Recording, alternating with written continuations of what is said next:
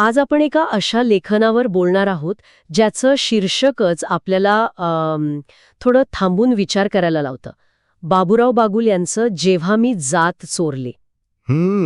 आपल्याला मिळालेल्या सारांशामधून आपण या अनुभवाच्या गंभीराईत जाऊन हे समजून घेणार आहोत की त्यांचं लेखन समाजाबद्दल इतकं खरंखुरं आणि काय म्हणतात त्याला इतकं बोचरं का आहे. हो, आणि हे शीर्षकच कितीतरी गोष्टी सांगून जातं. म्हणजे बघा, चोरी ही सहसा दुसऱ्याच्या वस्तूची केली जाते. बरोबर. पण इथे एक लेखक म्हणतोय की मी माझी स्वतःचीच ओळख, माझी जात चोरली, या एका वाक्यातच एक मोठी सामाजिक शोकांतिका दडलेली आहे. अगदी. सुरुवातच याच धक्कादायक कल्पनेने होते. म्हणजे एखाद्या व्यक्तीला आपली ओळख का चोरावीशी वाटेल. याच प्रश्नाच्या मुळाशी गेलं की या लेखनाचं महत्त्व कळायला लागतं. चला तर मग याच मुद्द्यापासून सुरुवात करूया. बागुलांना हा इतका टोकाचा निर्णय घेण्याची गरज का वाटली असेल? याची पार्श्वभूमी त्यांच्या लहानपणापासूनच्या अनुभवांमध्ये आहे. म्हणजे सारांश हेच स्पष्ट करतो की भारतीय समाजात, विशेषतः त्या काळात, माणसाची ओळख त्याच्या कर्तृत्वाने नाही तर ती जन्मानेच निश्चित होत होती. अच्छा. तुम्ही कोण आहात, तुम्ही काय करू शकता, तुम्हाला काय मिळणार, हे सगळं तुमची जात ठरवायची. म्हणजे तुम्ही किती हुशार असा, कितीही मेहनती असा, पण तुमच्या नावापुढे किंवा तुमच्या मागे लागलेली जात तुमची लायकी ठरून टाकायची. हो, हे ऐकायलाच किती विचित्र वाटतं. विचित्र आणि तितकंच अन्यायकारक. कारण ही ओळख केवळ नावापुरती नव्हती. नाही. ती प्रत्येक ठिकाणी तुमच्यासमोर उभी राहायची. सारांश सांगतो की शाळा असो, नोकरीसाठी अर्ज करणं असो, किंवा साधं राहायला घर शोधणं असो, प्रत्येक ठिकाणी तो एकच प्रश्न विचारला जायचा, तुमची जात काय. आणि हा प्रश्न म्हणजे फक्त माहिती गोळा करण्याचा प्रकार नसावा, नाही का? नाही, अजिबात नाही. या प्रश्नामध्ये एक अधिकार, एक तपासणीचा सूर दडलेला जाणवतो. अगदी बरोबर. हा प्रश्न म्हणजे एक सामाजिक चाळणी होती.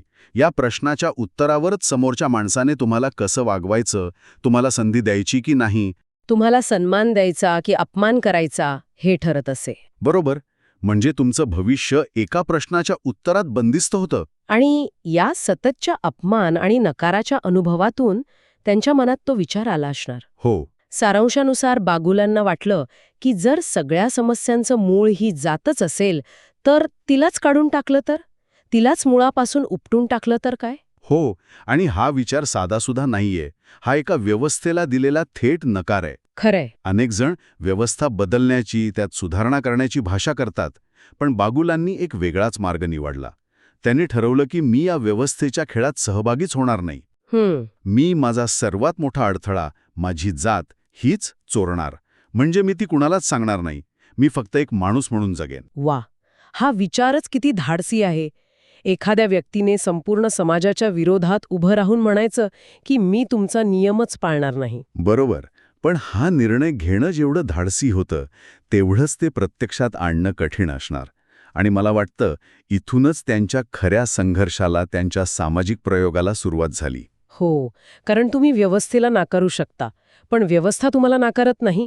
ती तुम्हाला सतत तिच्या चौकटीत बसवण्याचा प्रयत्न करत राहते. अच्छा. बागुलांचा हा निर्णय म्हणजे एका अशा प्रवासाची सुरुवात होती जिथे त्यांना समाजाचा खरा, तो लपवलेला चेहरा दिसणार होता.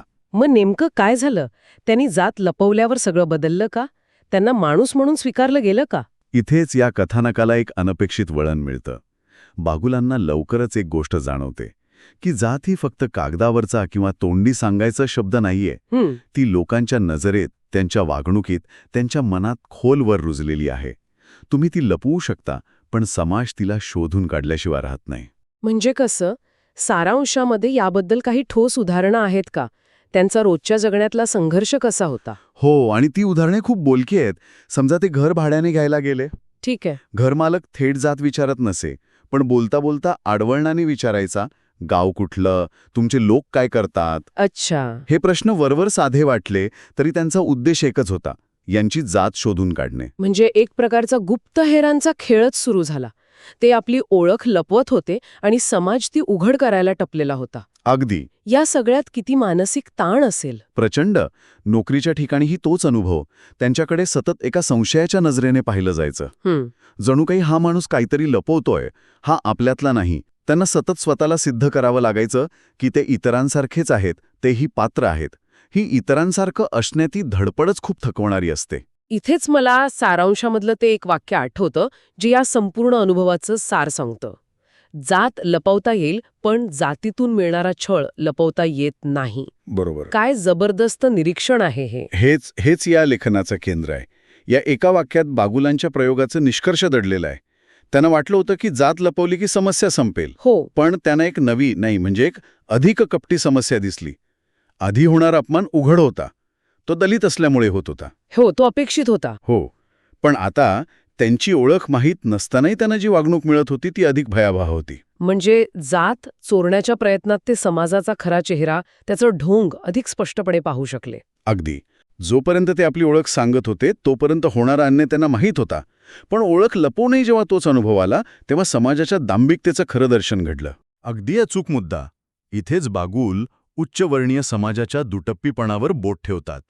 जे लोक स्वतःला सुसंस्कृत, आधुनिक आणि समानतेचे पुरस्कर्ते म्हणवतात, हो. त्यांची माणुसकी प्रत्यक्षात किती पोकळ आहे हे बागुलांना दिसलं.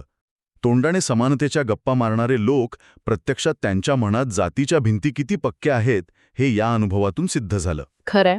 बागुलांचा हा प्रयत्न त्या समाजासाठी एका आरशासारखा होता, ज्यात त्यांना त्यांचं खरं, भेसूर प्रतिबिंब दिसत होतं.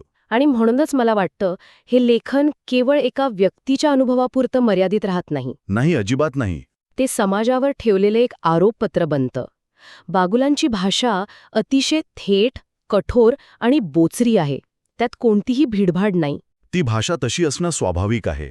जेव्हा एखादी व्यक्ती आयुष्यभर व्यवस्थेचे चटके सोसते तेव्हा तिच्या लेखनातून येणारे शब्द हे गुलाबाच्या पाकळ्या नसतात, तर ते तलवारीच्या धारेसारखेच तीक्ष्ण असतात.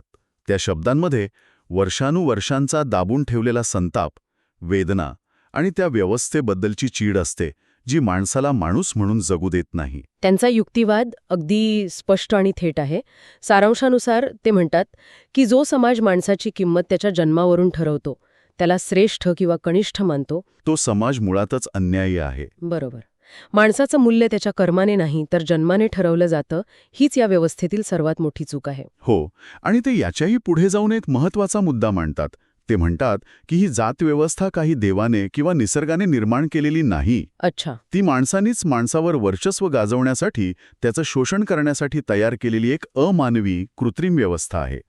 हा विचार खूप क्रांतिकारी आहे, कारण अनेकदा धर्म आणि परंपरेचा आधार देऊन या व्यवस्थेचं समर्थन केलं जातं.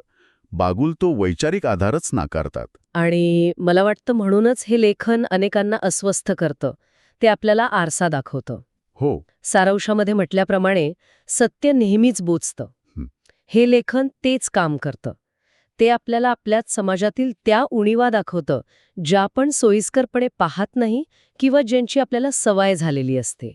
आणि ही अस्वस्थता गरजेची आहे, कारण जोपर्यंत समाज आतून हलत नाही, अस्वस्थ होत नाही, तोपर्यंत बदलाची शक्यता निर्माण होत नाही. बरोबर. बागुलांचं लेखन हे समाजाला त्याच अस्वस्थतेच्या गर्तेत ढकलण्याचं काम करतं, जेणेकरून तो स्वतःच्या वागण्याबद्दल, विचारांबद्दल अधिक चिकित्सकपणे पाहून लागेल. ते एक प्रकारचं शॉक ट्रीटमेंट आहे.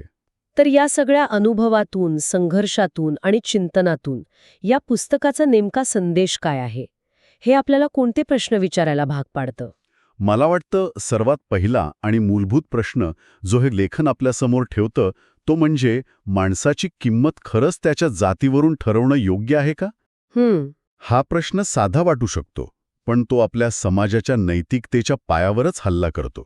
आपण 21व्या शतकात आहोत. विज्ञान, तंत्रज्ञानाच्या गप्पा मारतो, पण अजूनही या एका प्रश्नाच्या उत्तराशी प्रामाणिकपणे झगडत आहोत. आणि याच प्रश्नाला जोडून दुसरा एक महत्वाचा प्रश्न येतो, ज्याचा उल्लेख सारांशामध्ये आहे. आपण स्वतःला आधुनिक म्हणवतो, पण खराच मनाने आधुनिक झालो आहोत का? हो. की अजूनही त्या जुनाट मागास विचारांमध्ये अडकून पडलो आहोत? हाच तर कळीचा मुद्दा आहे. बागुल त्यांचे अनुभव सांगून हेच दाखवून देतात की वरवरचा आधुनिकतेचा मुलामा गळून पडायला वेळ लागत नाही. खरंय. शहरात राहणं, चांगले कपडे घालणं किंवा इंग्रजी बोलणं म्हणजे आधुनिक होणं नव्हे.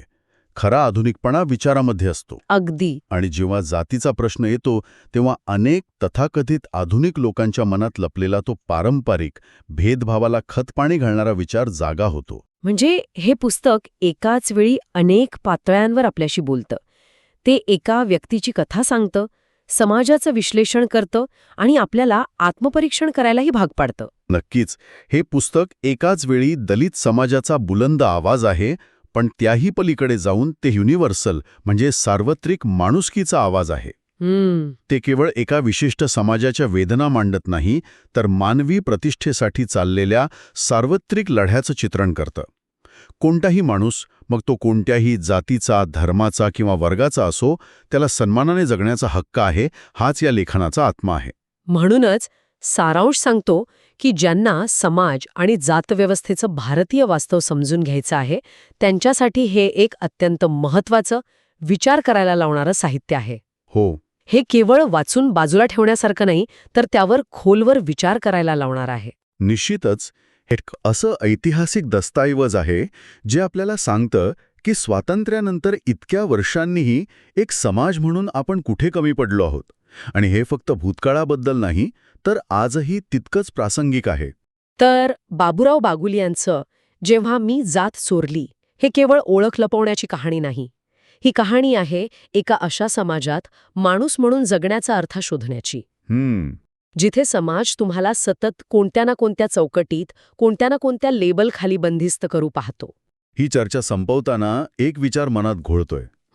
जर एखाद्या व्यक्तीला माणूस म्हणून जगण्यासाठी आपलीच ओळख, आपली जात चोरावी लागत असेल, तर नक्की चोरीला काय गेलं आहे? त्या व्यक्तीची जात की त्या समाजाची माणुसकी?